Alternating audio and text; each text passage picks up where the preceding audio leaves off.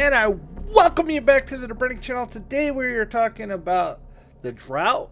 We're talking about the 10-year drought that the media claims. We are talking about Lake Mead. We are talking about Lake Oroville. And we're going to be talking about Lake Powell. And like we always do, we are going to start out and look at the forecast for the next 3, 5, and 10 days. So the next 3 days over here, we're going to start out 2.69, and that's east of the divide. Not much help. Over here, though, Colorado's going to get 1.22 inches. 0.63 over by Salt Lake City, 0.76. You can see over the next 3 days that the monsoons that have been here most of July have actually shifted to the east and to the north. So basically it's going this way now, and we go the next 5 and that stays the same, and it's prevalent over here as it continues to move up this way. It's widespread, and then we go to the next 10 days and this starts to come back a little bit. So you're starting to get the monsoons back in the next 10 days according to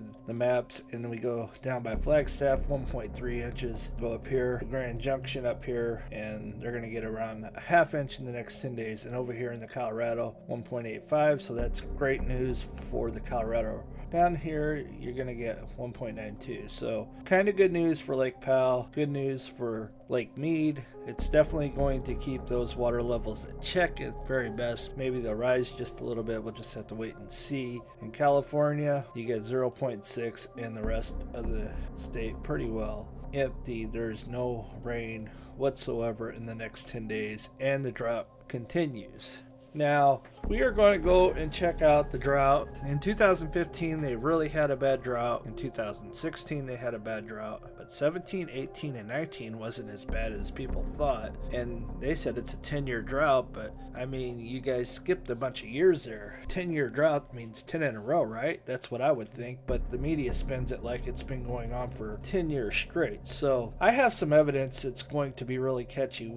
First, we're going to watch this short clip of each year and watch the drought. All right, what I made up for you this morning was the last 11 years of drought. I went to NOAA and I got each week, and I basically made an animation video this morning of this. I put it together one by one, and it was tedious and long, but I wanted to prove a point that every week you can clearly see that this thing is lighting up and then it falls back down to the gray as time moves on. Now in 2014, California, Nevada, Arizona, and Utah, they were all in drought, and especially California being in extreme drought, and that carries over to 2015. As you can see here, they're in extreme drought. But look out to the east, it starts to go away a little bit and then it comes back, and it starts to fall apart in 2017. And there's no red on the map in California, Nevada whatsoever in 2017. Then it starts to come back in 2018. And then 2018 it starts to build. And then 2019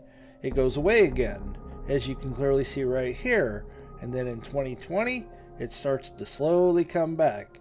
And then 2021, it really gets bad. So it hasn't been a 10-year drought like they're trying to proclaim that this thing's been going on and on and on and on. Because if it was, then 2017, 2019, and parts of 2018 would have been red too. And there just wasn't no red there. So where did the drought go? I've been covering this for an extended amount of time, and this little news clip right here will mind blow you. Now I'm only going to play like 5 seconds to avoid copyrights, but check this out. A lot of questions as to why the river has been at flood stage through most of the summer. So to avoid getting copyrights, what I'm going to tell you is exactly what was said. They basically said that the Feather River just downstream of Lake Oroville is at flood stage, and this makes sense why the lake is dropping so fast. They are trying to keep the salmon alive according to the DWR. Now the DWR wouldn't comment on it, but one of the guys in the news article said that that's what he thinks. So I will leave the link below so you can check that out, but that's just disturbing. And let's roll out to Lake Oroville and see what is going on there. And we roll out to Lake Oroville, you can clearly see that it's dry and it continues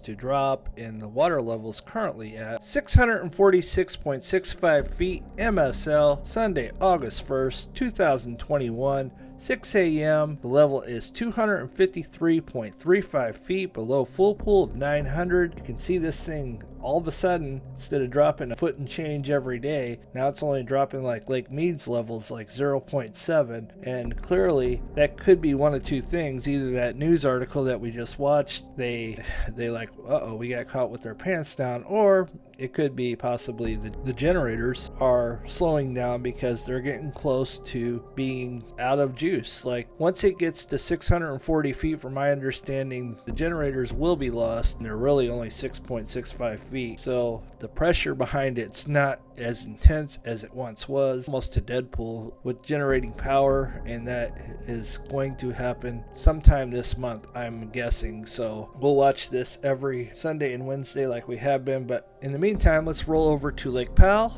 and see what's going on there now. Lo and behold, Lake Powell water level is at 3,554.01, continues to drop by 0.15 feet. This was taken Friday, July 30th, 2021, 12 a.m. The level was 145.99 feet below full pool of 3,700.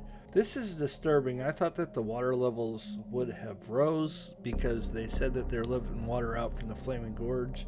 It must take a really long time for that water to get there because it's continuing to drop. At least last Friday it was. It is today's Sunday, so I'm making this video. So, a little confused by that. Let's roll over to Lake Mead and see what's going on over there now. Okay, we are at Lake Mead water level. The water level is currently 1,067.73 feet MSL, Sunday, August 1st, 2021, 6 a.m. The level is 161.27 feet below full pool of 1,229 feet. It actually has risen 0.2 feet since yesterday. Interesting stuff I want to talk to you about Lake Mead. So when the reservoir is completely full at Lake Mead, it generates power for 600,000 households. Now it can only generate power for 450,000 households. Lake Mead's elevation is the lowest it's been since 1937, and the new low record is 1,067.58 feet, and it was actually set on Friday, July 30th. That is your new record of